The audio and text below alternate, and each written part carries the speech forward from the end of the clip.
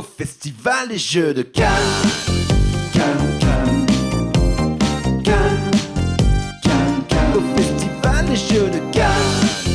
Cannes, Cannes, Cannes, Cannes, Cannes.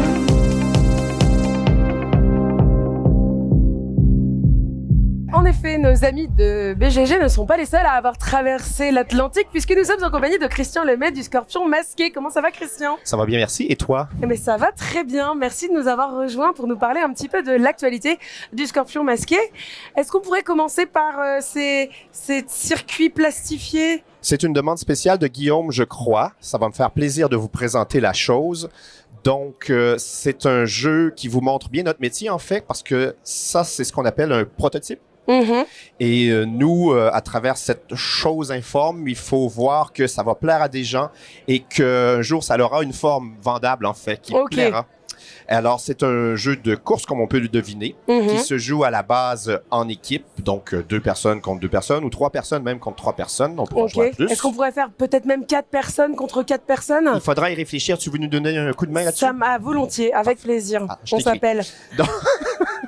Et donc, l'idée, c'est qu'on a un pilote qui est aveugle. D'accord. Et un copilote qui va l'aider à avancer. Bon, je manque un peu de main. Imaginez-vous que j'ai un masque que je ne mettrai pas pour la démonstration. Et donc, je ne vois rien. Je vais fermer mes yeux. J'ai dans ma main droite un feutre effaçable.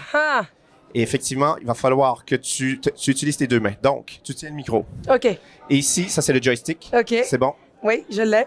J'ai les yeux fermés. Tu fermes les yeux. Et au signal de départ, en face, il y a évidemment une autre équipe qui fait la course. La première qui fait le tour de la piste. Très bien. Et au signal, tu me donnes des indications à la fois vocales et avec le joystick pour qu'on fasse le plus rapidement possible le tour sans jamais quitter la piste. La vocale, je peux te guider aussi à la voix? Ouais, c'est prêt? OK, ça marche. Allez, 1, 2, 3. Avance et tourne à gauche. Remonte un peu. À gauche, vas-y. Fonce. Tout droit. Ah, tu t'es... Attention. Ouais, voilà, c'est bon. Parfait. Hop, continue. Descends un petit peu à gauche. Redescends. Hop, là. Ouais, hop. À droite. Là, t'as une ligne droite vers le bas. Ah, c'est marrant, t'es parti dans le sens. Hop, vers le bas. Ouais, là, on avance vers toi. Vers toi, en ligne droite, un peu bas, un peu plus bas, on repart par là, et on remonte, oui. Superbe, je vois. Voilà. Très bien. Donc, imaginez tout plein de parcours, évidemment, avec chaque piste une... Sortie de route. Ouais, je sais, sortie de route. Oui, bon, bien. Merci. Guillaume, on réessayera avec toi. Donc, tout plein de pistes qu'on découvre au fur et à mesure, avec chacune sa petite particularité. Il y a des endroits où il faut sauter, il y a des endroits où il faut slalomer. Ah, waouh. Et donc... un plaisir de glisse sur circuit en perspective. Oui, et un plaisir aussi à développer parce que là, on peut faire tous les délires, on s'assoit, on prend une bière et puis on dit quelle connerie on pourrait faire. Ou bien un jus d'orange d'ailleurs pour ceux qui préfèrent le jus d'orange. Ou bien une bière pour ceux qui préfèrent la bière. Oui. Voire une ginger beer pour les autres. Enfin bref, vous buvez ce que vous voulez, mais vous pouvez faire le joystick avec votre doigt et ça, c'est quand même ultimement le truc qui est plutôt chouette, quoi. Ouais. Et donc ça, on peut s'y attendre. Est-ce qu'on a déjà une idée de date Normalement, ça devrait être ici à Cannes l'an prochain. Cannes 2021, ça tombe bien. On était à l'instant avec madame Cynthia Ribera qui nous parlait des projets de Cannes 2021. Ceci en sera donc un. Ouais. Est-ce que maintenant, on pourrait peut-être passer à Mia London? Mia London est l'affaire des 625 fripouilles. C'est extrêmement précis comme chiffre. Pourquoi 625? C'est une excellente question. Je vais te demander d'ouvrir la boîte parce que je suis toujours handicapé d'une main. Merci beaucoup. Donc, c'est un jeu d'Antoine Boza et de Corentin Lebras. 2 des 4 membres de la team Kaedama, donc. Exactement. Donc, c'est le 8e jeu, si je ne me trompe pas, de la gamme Petit Monstre. Pour nous, on est très heureux de voir Antoine, en fait, de revoir Antoine, parce que c'est lui qui est l'auteur du tout premier jeu de la gamme Petit Monstre. D'accord. La chasse aux monstres. Eh oui. Qui est une de nos locomotives depuis 11 ans maintenant. C'est drôle parce qu'à l'époque, quand on avait signé le contrat avec Antoine, il n'était pas connu du tout. Il venait à peine de sortir Ghost Stories. Eh oui. Ok, d'accord. Voilà. Donc depuis ça... Oui, depuis il a fait un jeu ou deux. Un truc, bon, voilà. Alors, il nous revient avec son compère Corentin dans un jeu où une affreuse fripouille a commis un horrible crime. Je peux ouvrir? Oui, tu peux ouvrir. Superbe. Et on va d'abord lire à l'enfant, c'est un jeu 5 ans et plus, lire à l'enfant le crime qui a été commis par la fripouille. Alors, tu vas au hasard, tourne des pages, et ce sera différent derrière chaque différent à chaque fois. Alors, par exemple, ici, là, je lis la page de gauche. Oui. Donc, un scélérat aux lunettes exubérantes a vidé une bouteille de ketchup géante sur le plus grand monument du pays pendant que tout le monde dormait. Mais Mia London ne laissera pas ce crime impuni. Voilà. Superbe. C'est un sacré scélérat, donc, parce que vraiment, c'est un gros manque de respect à l'envers de ce monument que de vider une bouteille de ketchup dessus. Qu'est-ce qu'on fait pour le retrouver, ce scélérat, alors? Pour le retrouver. Alors, tu me demandais pourquoi est-ce qu'il y a 625 oui, pourquoi, tout d'abord? C'est que chaque caractéristique des fripouilles est en 5 variantes, on va dire ça comme ça. Oui, d'accord. Donc, il y a 5 chapeaux. Donc, c'est une puissance de 5. Voilà, 5 chapeaux, 5 lunettes, 5 moustaches et 5 nœuds cravates. Très, très bien, je vois. Bien. Et puis, il faudra identifier le bon chapeau, les bonnes lunettes, et ainsi de suite. Et il y a 625 possibilités comme ça. D'accord, je vois. Comment ça fonctionne? Nous avons ici dans les cartes 2 exemplaires de chaque chapeau. Au début de la partie, comme c'est un jeu d'enquête, je crois que tu peux déjà deviner ce qu'on va faire. On va mélanger. Mais oui. Et on va en retirer une au hasard sans la regarder. Est-ce que ce serait le chapeau de notre fripouille qui serait ôté de ce paquet de cartes? Voilà. Superbe, le voilà. On le met ici. Et on va faire défiler les cartes devant les joueurs. Et pour identifier celui ou celle, le chapeau de la fripouille, il faut identifier celui qu'on ne voit qu'une seule fois. D'accord. Et tu ne peux pas regarder ton aide-mémoire. Ah mais...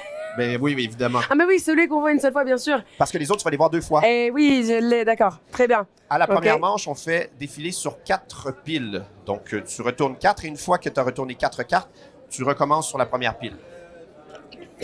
Pardon, c'est parti.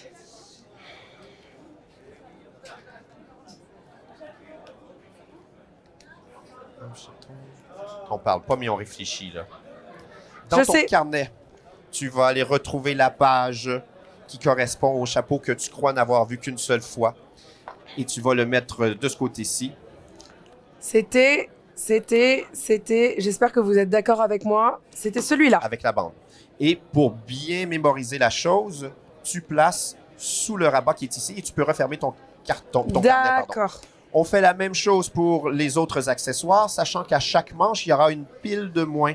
Avec les lunettes, on fait 3 piles seulement. Avec les moustaches, 2. Et avec les nœuds cravates, une seule pile. D'accord. Et il faut identifier de la même façon les critères de la fripouille. Ok, très bien. Et donc, ça veut dire qu'à la base, moi, quand j'avais lu, j'imagine, le scélérat aux lunettes exubérantes qui faisait donc partie de... tout ça n'est pas lié. C'est simplement pour l'histoire, l'élément narratif ici. Ah, c'est fou. Parce que c'est tombé de la même... D'accord, ok. C'est un hasard. C'est juste... D'accord, ok. Oui. Donc, tiens, on va vérifier si tu avais raison. Bim. Bravo. On l'applaudit tout le monde. Je vous entends? Ouais. Bon. Je sens un gros soutien de la part de mon public. Je sais que vous, chez vous qui nous regardez, vous êtes très heureux de mon succès. Superbe. Et donc, on fait la même chose jusqu'à la fin. On a résolu l'affaire. Et donc, ça veut dire qu'on a 625 fripouilles, donc 625 crimes, donc 625 affaires différentes à résoudre. Voilà. Ça, c'est donc disponible en France quand? Vendredi, le 13 mars, c'est en boutique partout dans les bonnes crèmeries. Dans les bonnes crèmeries, dans les bons ludicaires et chez vos copains, si vous avez des bons copains. Mais ça ne dépend que de vous. Voilà. Nous aurons ensuite Masterworld. Masterworld est le prochain jeu. Oui, Masterworld. Excusez-moi. Ouais, mais bon, Tu t'adaptes. Mais toi, tu peux faire l'accent anglais, contrairement à 110% des Français qui en sont génétiquement incapables. 110. Tu arrives à faire l'accent anglais. C'est fou. Masterworld est un jeu, le prochain jeu de la gamme Decrypto, c'était cool. C'est un jeu entièrement coopératif. On a un joueur, le guide, qui connaît le mot. C'est marrant, cette boîte, elle me fait penser à quelque chose. Ben, c'est ce qu'on appelle un prototype, madame. Parce que la production n'est pas encore commencée. Bien sûr. Montrer. Les visuels sont définitifs. Donc, vous pouvez le dire tout le mal que vous voulez. Nous ne changerons pas. Notez chez vous. OK. Et donc, il y a un guide qui connaît le mot qu'on cherche. Le guide veut que tous les autres joueurs, les chercheurs, trouvent le mot, mais évidemment, il ne peut pas leur dire. Oui. Ce que les chercheurs vont faire, imaginons qu'on a 3 chercheurs, Chacun prend une carte piste, une carte blanche, sur laquelle vous écrivez, à l'aide d'un feutre, une piste. Et là, quand même, avant de commencer, je vous ai donné un premier indice. On cherche, par exemple, un animal. D'accord. Alors, tu pourrais écrire, je sais pas moi, mammifère, 4 pattes, poils, ce genre de choses-là. On va des pistes vraiment qu'on cherche. Quand chacun des chercheurs a écrit une piste, on les place en rangée. Et au bout de la rangée, je vous dis, ben, parmi ces pistes, il y en a une qui est sur la bonne voie, mais je peux pas vous dire laquelle. Je mets un jeton comme ça. D'accord. On recommence une nouvelle manche et les joueurs, les chercheurs vont poser de nouvelles pistes pour essayer de préciser la nature de ce qu'on cherche, faire une espèce d'entonnoir. D'accord. Donc, par exemple, admettons que si là, on a mammifère et 4 pattes, pattes, voilà, il y aurait 3 petits pouces. Oui. Alors, on se dit, on est sur la bonne voie. Et là, on va... S'il n'y a aucun jeton, on dit, on va peut-être plutôt chercher un reptile. Complètement de l'autre côté. Une sorte de mastermind de trouver des mots, quoi. Voilà. Ok, superbe. Quand on croit avoir trouvé la bonne réponse, on l'écrit, non pas sur les cartes blanches, mais les cartes avec le contour rouge, les cartes solutions. Mais attention, on n'a que 4 cartes solutions en tout. Donc, on ne peut pas essayer des réponses à tout vent parce qu'on n'en aura plus assez pour gagner le jeu. D'accord, oui, je vois. Voilà. Ok, très bien. Et donc, en fait, ça, on le fait autant de fois qu'on veut. Jusqu'à 7 manches maximum. Ah, pardon, 7 manches, ok. Et les joueurs qui sont les chercheurs sont entièrement libres de communiquer comme ils le veulent entre eux. Ils peuvent ensemble construire les pistes qu'ils vont faire, ils vont réfléchir, ils vont discuter. Et c'est ce que j'aime dans les jeux, en fait, c'est quand les gens se regardent dans les yeux, communiquent, discutent et vivent une expérience, construisent un truc ensemble. Et Masterworld va créer ce genre de discussion qui est vraiment, vraiment cool. Superbe, j'ai hâte de tester ça. J'aimerais bien qu'on ait l'occasion d'en faire une petite partie. Mais oui, mais venez à Montréal, puis on arrange ça dans nos bureaux. Alors ça, avec grand plaisir. Ok, donc pour Masterworld, on a un petit peu fait le tour. Pourquoi tu nous as mis des petits bouts de post-it là? Mais c'est pour cacher la solution, en fait. Là, parce que, encore une fois, c'est un prototype. Normalement, il y aura une jolie petite boîte dans laquelle vont tenir les cartes. Et la partie inférieure, où il y a la réponse, ne sera pas visible des chercheurs. Malin. Extrêmement malin. Mine de rien, on est comme des éditeurs, nous. Et puis, on essaie de bien faire les jeux. C'est incroyable. Et vous faites ça très, très bien. Merci beaucoup. Donc ça, Masterworld, ce sera présent en France, tu m'as dit, en septembre. C'est un jeu de Gérald Catio qui, je crois, ce sera son premier jeu publié. Mais il y a plein d'autres choses extraordinaires. C'est vraiment un auteur prometteur. Donc, plein d'autres choses extraordinaires qui vont sortir, notamment chez Libellude et d'autres éditeurs. Vraiment, un auteur à surveiller. Très bien. Eh bien, on le surveillera. C'est bien noté. Finalement, je sais que tu avais des questions, tu étais curieuse, des interrogations. J'ai des interrogations particulières. Moi, j'étais très mince. J'ai voulu, en fait, pour tout te dire, inviter Annick Lobet à participer à une table ronde que j'ai organisée il y a quelques jours. Elle m'a appris qu'elle ne serait pas sur Cannes. Donc, je suis très contente de pouvoir parler avec toi de Zombie Kids que tu as ramené en version... en russe, je crois. En version russe. Et son évolution, son spin-off, son upgrade, son amélioration. La suite, un jeu. Suite, une sorte de saison 2. Un stand-alone en bon chinois. Ou un jeu autonome en français. Un jeu autonome. On peut dire ça. Alors, on va partir sur le jeu autonome. Donc, il ne s'agit en aucun cas d'une extension de Zombie Kids, mais bien d'un jeu qu'on peut jouer seul séparément. Rapidement, Zombie Kids, c'est un jeu qui est sorti à la toute fin de 2018 et qui est un immense succès pour nous. Donc, on est dans le coin, je crois, de 80 000 unités vendues. Qui a remporté des prix, d'ailleurs. Au Québec, oui, il a gagné le LIS Enfant, donc le meilleur jeu pour enfants dans l'année au Québec. Ça avait été nominé à l'As d'or l'an dernier. Oui, c'est ça, voilà. Et donc, on a eu beaucoup de plaisir à développer ce jeu parce qu'on y a mis plein d'influences de notre culture. Donc, il y a la culture pop, puis il y a aussi des trucs de geek. Il y a des références à des jeux vidéo aussi qu'on a tout mis dans ce jeu-là. On s'est fait bien plaisir. Et là, devant le succès, on s'est dit on va se faire encore plus plaisir. Allez. Et on va faire Zombie Teens Evolution. Ok, superbe. Et donc là, on a une version... document de présentation. C'est un peu ce qu'on a quand on parle à nos distributeurs et qu'on veut leur vendre le jeu, mais bien des mois avant que ce soit le temps de se lancer en production. J'ai le droit d'ouvrir alors? Oui. Allez, Christian, s'il te plaît. Oui, mais il y a une page que je pourrais pas montrer, en fait. D'accord, alors je vais te laisser il va y avoir des spoils, donc... je vais te laisser le manipuler pour ne pas montrer cette page par accident. Manu, si je fais une erreur, excuse-moi. Manu, c'est notre directeur créatif, puis il est en charge de notre image. D'accord. Donc... Bisous, Manu. Voilà. Zombie Teens Evolution, c'est un jeu qui poursuit l'aventure de Zombie Kids, mais c'est un jeu standalone ou un jeu autonome. Pas besoin d'avoir fait le premier pour jouer au deuxième. D'accord, très bien. Bon. Maintenant, c'est un jeu qui se veut dans la suite, dans la continuité quand même. Ok. Ce sont des nouveaux mécanismes. Le jeu de base, il est différent, mais en même temps, certains mécanismes vont rappeler celui du premier. Un peu comme, et là j'aimerais lancer une fleur à Repos Productions, quand on joue à Seven Wonders Duel, oui, on a l'impression de jouer à Seven Wonders, mais de ne pas jouer à Seven Wonders en même temps. Et je crois que c'est un coup de génie d'avoir un peu la même saveur, mais d'être un jeu entièrement différent et donc que ce soit pertinent d'avoir les deux. D'accord. Et donc, c'est ce qu'on a voulu faire avec Zombie Teens. On se sent mécaniquement dans l'univers de Zombie Kids, mais avec des mécanismes différents. Est-ce que le fait que ce soit Zombie Teens signifie que le public auquel ce jeu s'adresse, c'est peut-être un peu plus âgé? Mais tu es doué, c'est extraordinaire. Regarde, c'était la prochaine ligne. Le jeu offre un petit peu plus de challenge. Donc, au lieu de mettre 7 ans et plus sur la boîte, ce sera 8 ans et plus. Sachant qu'en boutique, on le vend à partir de 5 ans de toute façon. Oui, d'accord. Peut-être à partir de 6 ans ou 7 ans pour le second. Et c'est un jeu qui est plus évolutif que jamais. Celle-ci, on peut la tourner, cette page.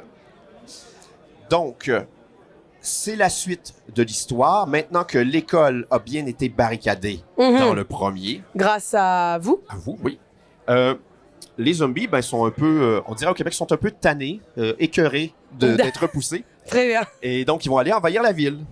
Oui, ils essayent ailleurs, quoi. Ben oui. C'est bon. Frappe à une porte, ça répond pas. Bon, on va aller à la porte suivante. Nos héros, eux, vont devoir quitter l'école, donc, et aller chercher aux 4 coins de la ville des antidotes, des ingrédients qui permettent de préparer un antidote contre le virus zombie. Ça, c'est chouette. Ouais. On est quand même dans l'optimisme. Oui. Ok, superbe. Donc, on aura des illustrations toujours aussi colorées par notre cher Nikao. Oui. Donc, des nouveaux zombies, des nouveaux personnages. Et, je vous ai dit, on n'a pas besoin d'avoir joué au premier, mais maintenant, ça serait pas cool un peu, Mathilde, dis-moi, imaginons que tu possèdes Zombie Kids. Imaginons que tu puisses prendre tes personnages de Zombie Kids et jouer avec eux à Zombie Teens et tes personnages de Zombie Teens, que tu puisses jouer à Zombie Kids. Non, ce serait possible. Donc, la rétrocompatibilité avec Zombie Kids. Oui, on travaille là-dessus. Donc, je ne sais Superbe. pas jusqu'à quel point on peut se rendre, mais l'idée, c'est qu'au moins les personnages soient compatibles d'un jeu à l'autre. Donc, les personnages, donc les héros et les héroïnes, est-ce que les zombies aussi s'échangent? On n'est pas rendu là et je voudrais pas faire des promesses que je ne peux pas tenir. D'accord, donc on ne dit rien sur les zombies, mais peut-être que oui quand même, mais en fait on ne sait pas. Et la prochaine page, on ne peut pas la tourner parce que je révélerais un petit peu trop de trucs à la caméra, je crois. Très bien. Parfait. Sorti en octobre. Octobre 2020. Oui. Donc, ce qui nous met combien d'années? Ce qui nous met 3 ans après la sortie de son... 2 ans après, oui.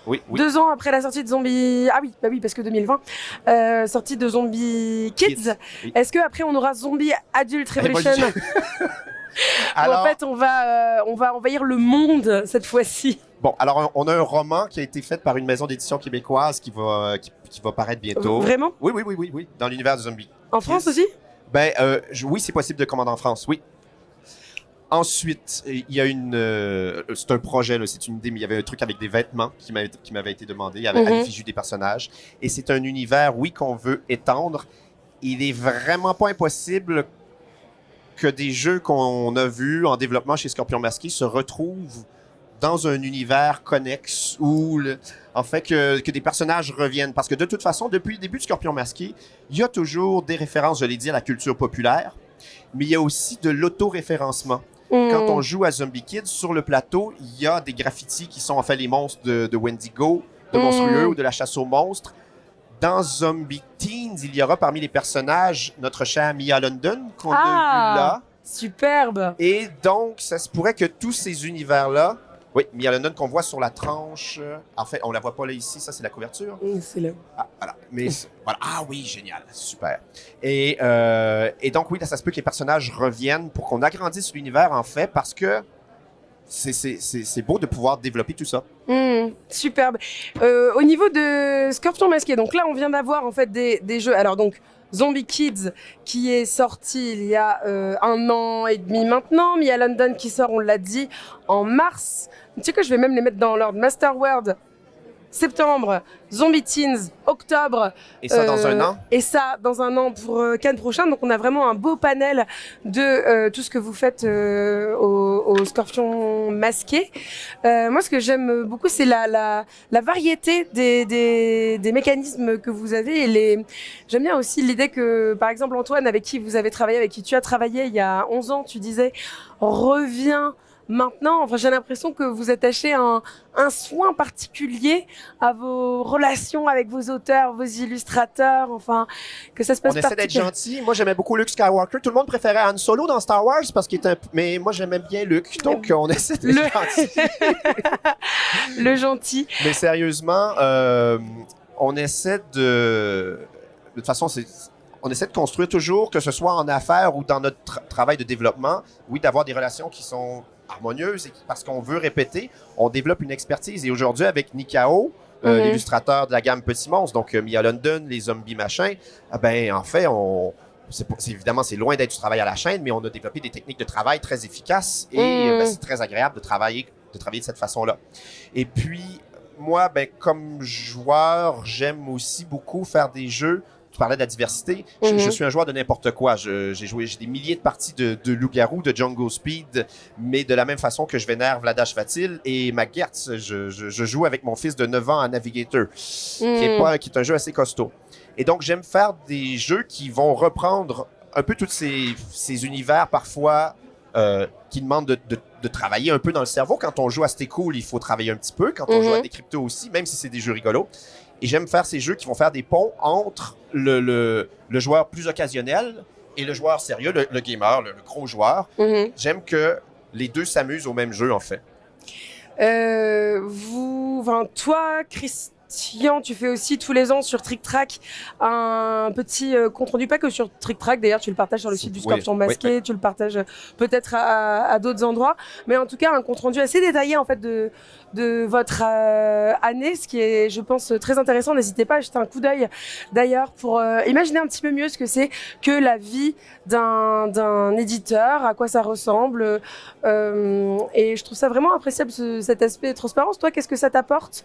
Quelle est ta motivation derrière le fait de publier ça tous les ans? Alors, ça m'a été inspiré par Phil Reed, qui est le gérant de Steve Jackson Games. Ils sont connus pour Munchkin. Oui. Et donc, j'avais découvert ça et je trouvais ça très intéressant. Et je me suis toujours plaint du fait qu'il y a très peu d'informations qui circulent sur le jeu de société. Et de toute façon, même entre nous, entre éditeurs, on n'a pas un tableau Excel où on compare nos ventes. Je ne connais pas le chiffre d'affaires de mes collègues ou les chiffres de vente. Et en fait, je ne vois pas vraiment de raison pour ça. Donc, c'est ce désir de transmettre l'information et de transparence. Et là, cette année, c'est la 4e fois que je faisais cet exercice récapitulatif. Et ça me permet justement de revenir sur l'année et de dire vraiment, qu'est-ce qui a marché, qu'est-ce qui n'a pas marché, et puis vers où il faut se diriger parce que ça me force à faire le point. Donc, comme je suis un prof à la retraite, donc j'aime enseigner, j'aime partager la connaissance, ça fait partie de moi, mais en même temps, ça aide, je crois, la compagnie. Et je crois que ça aide même à l'image du Scorpion Masqué parce que les gens apprécient ce genre de choses. Où est-ce qu'on dit, ça, on l'a lancé, puis ça n'a pas marché. Pouette. Et ça, par contre, ça a très, très, très bien marché. Vous devriez jeter un petit coup d'œil. Est-ce que après 11 ans, donc, par exemple, le succès de Zombie Kids, tu l'as vu tout de suite, au moment où tu as signé Zombie Kids, tu t'es dit celui-là, clac, il va tout... Zombie Kids, ça, c'était un peu particulier parce qu'il est d'abord sorti en 2013. Il y a eu une première édition qui n'était pas évolutive du tout. Et c'était même une commande. C'est une des rares fois que j'ai dit à un auteur, et là, c'était une autrice, fais-moi donc un jeu de zombies pour enfants. Parce que je voyais la vague de zombies qui déferlait. Le zombie passait à ce moment-là dans la culture populaire. J'ai dit, tiens, il n'y en a pas pour enfants. Le jeu s'est vendu correctement sans plus. On a arrêté de l'imprimer. On a eu le désir de le refaire. Et là, dès la sortie, oui, on a vu que ça cartonnait. Mais ce n'est qu'en le présentant aux boutiques. Et c'est pour ça. Tiens, tu veux que je te raconte une anecdote? Raconte-moi une anecdote avec grand plaisir. Et là, je vais faire preuve de beaucoup d'autodérision. Et les auteurs... C'est ça qu'on aime. Donc, je croise Corentin sur le salon ici à Cannes. Et je lui dis, Mia London, on le présente aux boutiques, aux ludothèques, et tout le monde est super enthousiaste. Tout le monde vraiment aime le jeu. Et je suis surpris, mais il l'a pris dans le sens, je suis surpris que ce jeu-là fonctionne.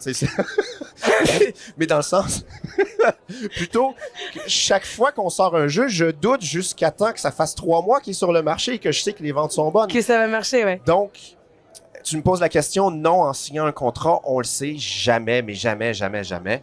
Et puis là, ben, avec Mia London, ça s'en vient, c'est dans les prochaines semaines, mais tout porte à croire qu'on peut y croire. Je suis très heureux. Eh bien, on croise les doigts et on suivra ça de près. Merci beaucoup de t'être joint à nous pour nous présenter les nouveautés et les choses à venir de Scorpion Masqué. Merci pour votre invitation. Avec grand plaisir et puis on se revoit l'année prochaine. Promis.